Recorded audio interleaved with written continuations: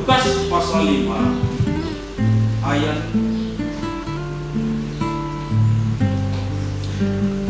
Lukas pasal 5 ayat 1 sampai 11. Saya akan bacakan untuk kita semua. Mari kita berdiri dan saya akan bacakan.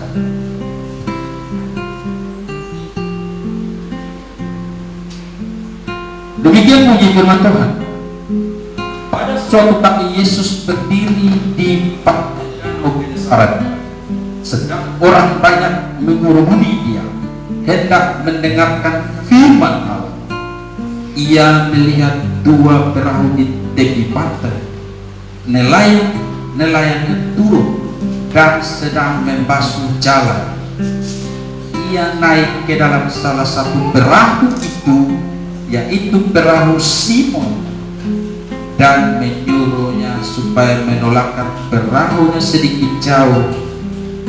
Lalu ia duduk dan mengajar orang banyak dari atas. Setelah selesai berbicara, ia berkata kepada Simon, "Bertolaklah ke tempat yang dalam dan tebakkanlah jalanmu untuk menangkap ikan." Simon menjawab, "Guru, telah sepanjang malam kami bekerja keras dan kami tidak menangkap apa-apa. Tetapi karena engkau menyuruhnya, aku akan menebarkan jala juga." Dan setelah mereka melakukannya, mereka menangkap sejumlah besar ikan sehingga jala mereka mulai goyah. Lalu mereka memberi isyarat kepada teman-temannya di perahu yang lain supaya mereka datang membantu, dan mereka itu datang. Lalu mereka bersama-sama mengisi kedua perahu itu dengan ikan sampai hampir tenggelam. Ketika Simon Petrus melihat hal itu, ia pun tersungkur di depan Yesus dan berkata, "Tuhan, pergilah daripadaku, karena aku ini seorang berdosa." Sebab ia dan semua orang takjub. Sebab ia dan semua orang yang bersama-sama dengan dia takjub oleh karena banyaknya ikan yang mereka tangkap. Demikian juga Yakobus dan Yohanes, anak-anak Zebedeus yang menjadi teman Simon. Kata Yesus kepada Simon, "Jangan takut. Mulai dari sekarang engkau akan menjadi menjala manusia." Dan sesudah mereka menghela perahu-perahunya ke darat, mereka pun meninggalkan segala sesuatu lalu mengikut Yesus. Terima kasih, silakan duduk. Saudara yang terkasih di dalam Tuhan kita Yesus Kristus, cerita yang baru saja kita baca ini tentang bagaimana Yesus memberkati para nelayan dengan banyaknya ikan. Dan tentu berkat bagi para nelayan ini adalah ikan banyak. Nelayan mana yang tidak senang kalau sepanjang nanti kerja keras tidak dapat? Setelah Yesus menyuruh mereka dapat sampai perahu hampir tenggelam, siapa yang tidak senang? Tentu senang, karena ini berkat yang besar. Contohnya seperti berkat bagi petani adalah padi yang banyak. Sampai di sini kalau padi banyak tidak senang. Atau berkat bagi para pengusaha adalah uang yang banyak. Ya, karena itu saudara, ini saya mengajak belajar dengan tema berkat Tuhan bagi orang percaya. Berkat Tuhan bagi orang percaya. Ada dua hal yang kita akan belajar kait dengan tema berkat bagi orang percaya. Hal yang pertama,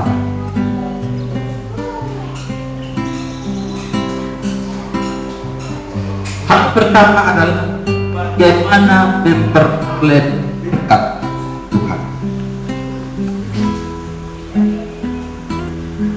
Untuk memahami bagaimana kita dapatkan berkat Tuhan, melihat kembali bagaimana murid-murid atau para ayat itu bisa memperoleh bintang yang banyak. Gitu.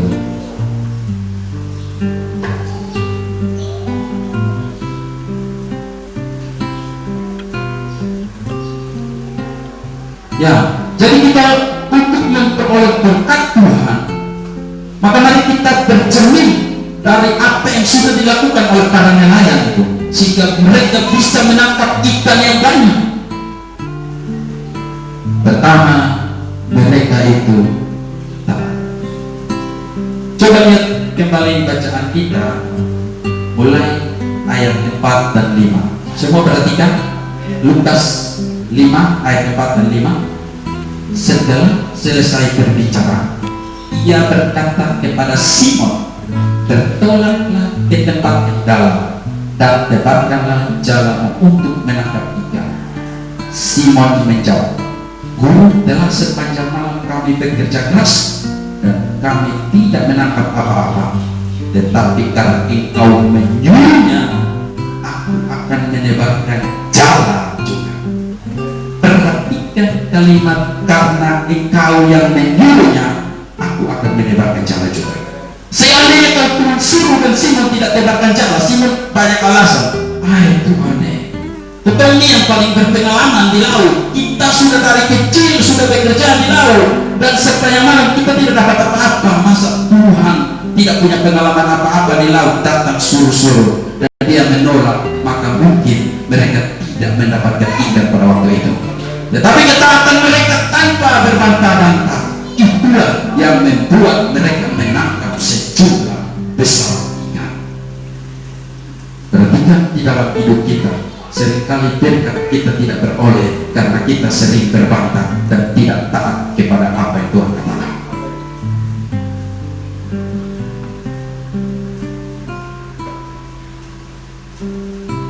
Kalau kita bercermin dari sini, mereka ini taat tanpa berbantah-bantah. Mereka bisa saja bilang, Tuhan kami capek, sepanjang malam bekerja keras tapi tidak dapat. Tapi bukan itu yang mereka lakukan. Mereka taat kepada perintah Tuhan Yesus. Ketika mereka taat kepada perintah Tuhan Yesus, Apa terjadi? Mereka menangkap sejumlah besar ikan. Amin. Kedua, mereka memberikan apa yang mereka punya, yaitu perahu untuk Yesus menjadikan mimbar dan bisa mengajar atau memberitakan Injil. Coba lihat ayat 3. Ia naik ke dalam salah satu perahu itu, yaitu perahu Simon, dan menyuruhnya supaya menolakkan sedikit jauh dari pantai. Lalu ia duduk dan mengajar orang banyak dari atas perahu. Saudara yang terkasih, ini menarik. Mereka para nelayan ini baru turun dan capek, lalu Tuhan datang suruh, betul, saya mau pakai perahu untuk mengajar. Apa yang lakukan Simon? Simon bertolak. Coba kita, saudara baru pulang capek-capek dari sawah, Bapak kita lebih itu, mari dulu gereja, ada mimbar di gereja bermasalah, mari perbaiki. Atau ada apa gitu, bersedia ke saudara atau bersungut-sungut ke saudara, atau saudara punya sesuatu dan Tuhan mau pakai untuk menjadi alat untuk penyebaran Injil. saudara bersedia ke saudara memberikan yang kepunyaan saudara itu, atau saudara menolak untuk tidak mau. Padahal saudara tidak sadar bahwa apa yang saudara punya itu adalah pemberian Tuhan.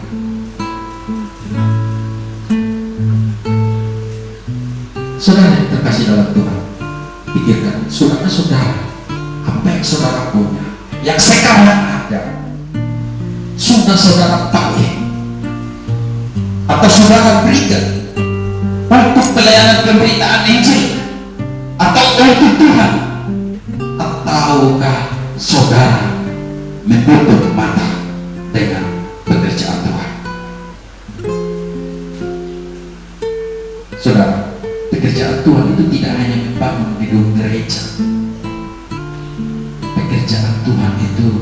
saudara berdiri di panggung dan melayani, bukan itu. Tapi ada banyak pekerjaan Tuhan, terutama pekerjaan pemberitaan Injil. Karena melalui pemberitaan Injil orang-orang diselamatkan. Dan Alkitab berkata bahwa kalau Injil diberitakan, satu orang bertobat, malaikat di surga apa? Bersorak-sorak.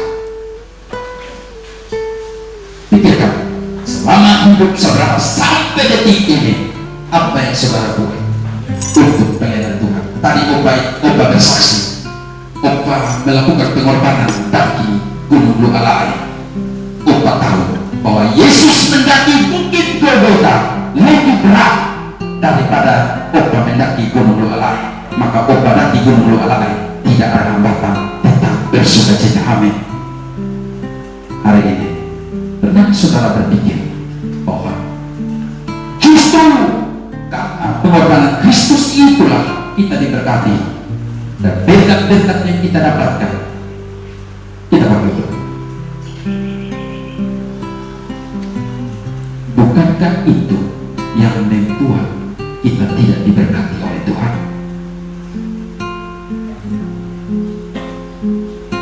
Saya kasih satu ilustrasi.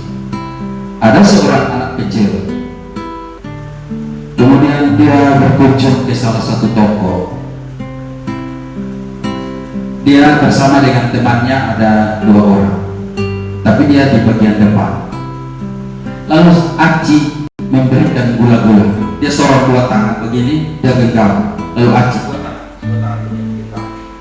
bilang, ayo bagi di teman di belakang. Tapi dia tidak mau. Dia genggam terus begini.